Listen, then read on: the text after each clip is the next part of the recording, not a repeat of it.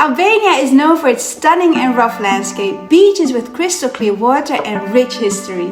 Yes, it's an amazing country. However, to be very honest, after visiting the southern part of Albania, we were pretty disappointed in which direction tourism is heading.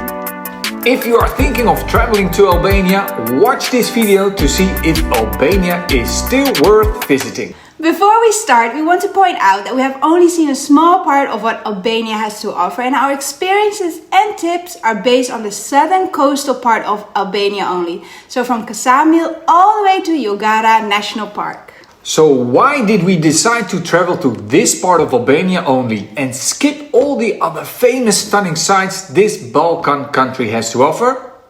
Well, we visited Albania in August, one of the hottest months of the year.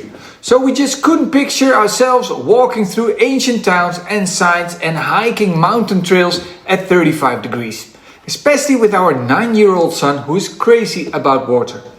Additionally, we planned to rent motor scooters. So when creating our road trip, we made sure we wouldn't be driving more than 1.5 hours. This way we could enjoy the coastal area to the fullest. Our trip started in Saranda, where we arrived by ferry from the Greek island of Corfu. Here we picked up our motor scooters and started our beach road trip in Ksamil, followed by Borš Beach, Gjipe Beach and Livadhi Beach, located near the famous beach town of Himare. In between, we visited popular beaches nearby Ksamil, such as Plaži I Paskirave and the crowded Plaži Kasmilit, known for the view of the two islands, and we visited Paradise Beach. Thinking to lose a crowd, we went all the way to Pema Atete, which is located past the hills. But soon we decided to head back once we heard loud pumping music from the beach club and saw rows of sunbeds. At Borš Beach we had a nice small-scale accommodation with lovely Albanian hosts, and it was a bit further down the beach where it was really quiet.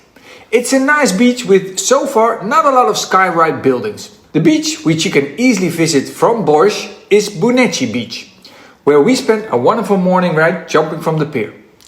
Another beach is Lukova Beach. At that time there were huge waves, so we had lots of fun. And near Keparo town there is a beach too. However, the northern part of this beach, which is located a bit further away from town, is nicer. We also absolutely loved the little Porto Palermo beach. They didn't have sunbeds here. Instead, you could grab one of the many sun umbrellas. The restaurant is a wonderful place to have a fruit salad and traditional Albanese pancakes or donuts. Just 200 meters south of Porto Palermo Beach is another cute beach with no facilities. Once we arrived at our next destination at Dermi, we were able to find a quiet spot at the very end of Dermi Beach. On the other days, we hiked to Gjipe Beach, which is inaccessible by wheels. We went to Draimades Beach and tried a somewhat less crowded beach just north of Draimades Beach.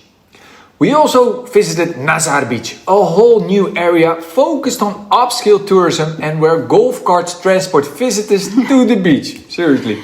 Additionally, from Derm, we drove to the amazing Llogara National Park. Here you can drive a loop, first going through a long tunnel and then continuing uphill to be treated to amazing mountain views.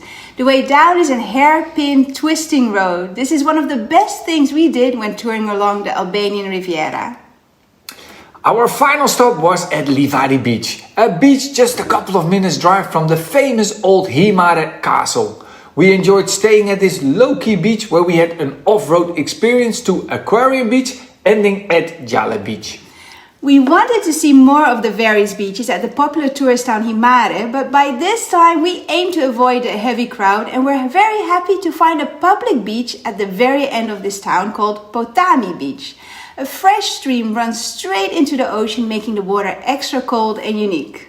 We spent the last couple of days of our road trip in the mountain areas at Mesopotam, near the famous Blue Eye and Gyrokaster, an historical Ottoman city and a famous UNESCO World Heritage Site.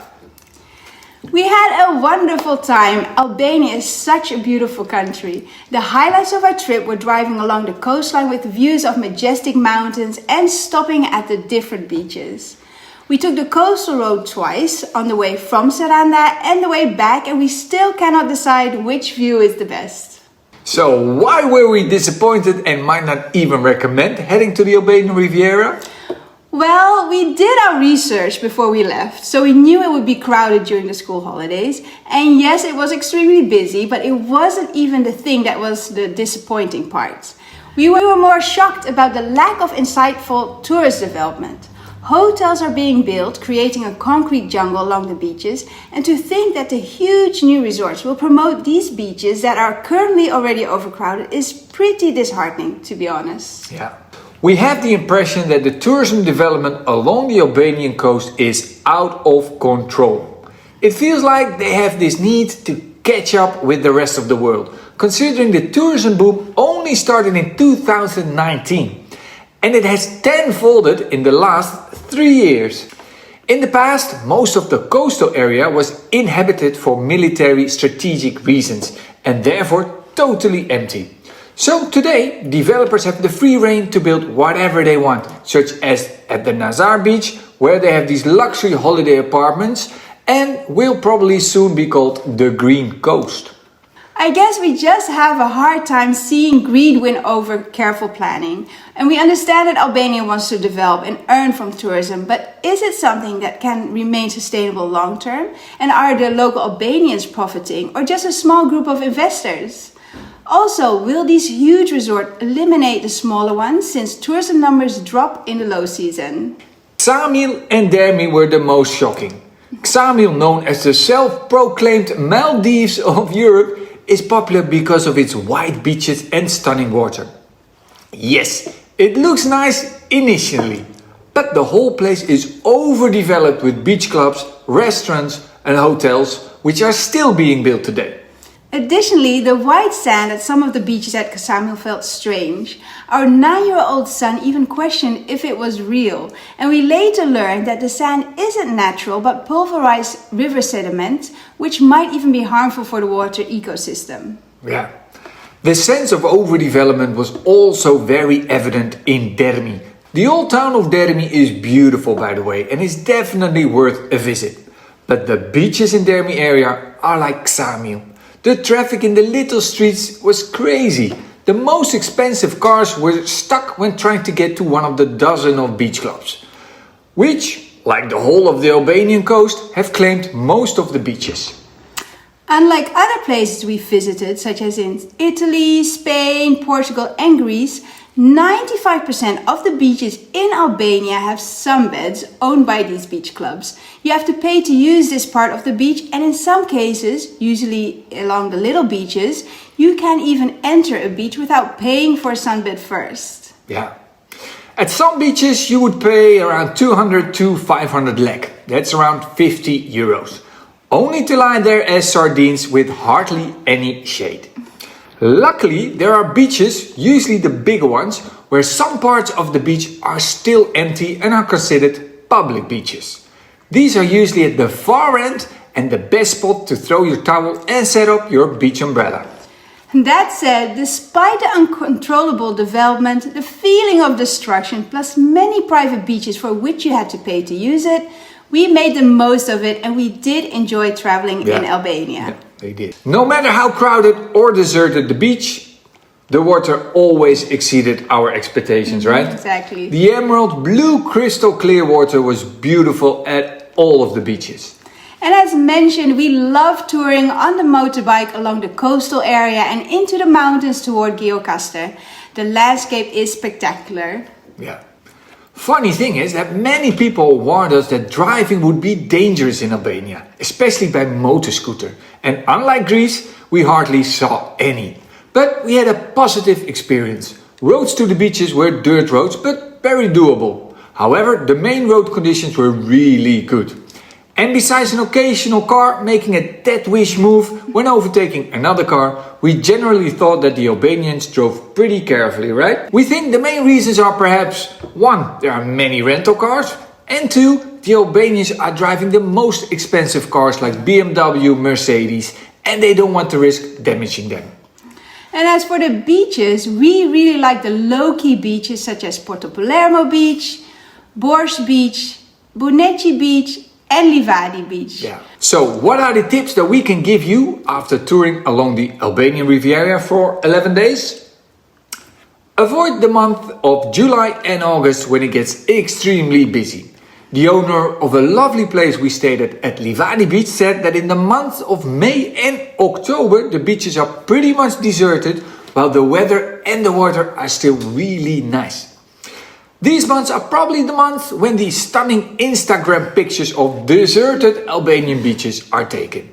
Additionally, in the high season, the prices can get pretty steep. It is often said that Albania is cheap. Well, we didn't really experience that. A one-course vegetarian dinner for the three of us could be around 300 to 500 lek, depending on where we were. And soft drinks at a beach club could be around 350 lek, while we even saw cocktails for 3,000 lek in Ksamil. You could say that the prices aren't that much cheaper than other European holiday destinations. Yeah, that's true. And also, if you would be paying 100 to 200 lek for a sunbed and umbrellas for each day at the beach, it can get pretty expensive at the end. Accommodation prices varied. We paid around 80 to 90 euros for a place at the beach and 50 euros for places in town. Yeah. So there are really some nice deals when you book ahead. This can be around 30 euros less in the low season. Yeah. So also avoid the so-called hidden beaches during the high season. The effort to get there is definitely not worth it. They are again covered with sunbeds, preventing you from actually seeing the beauty of the beach itself.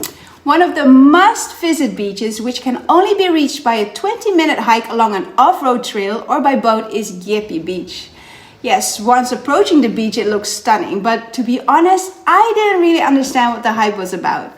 It was like many other beaches covered with sunbeds. You can't even see the sanded beach anymore. This is of course different in other months of the year, and I can imagine that the alternative 1-hour hike to this beach is a great thing to do in the colder months.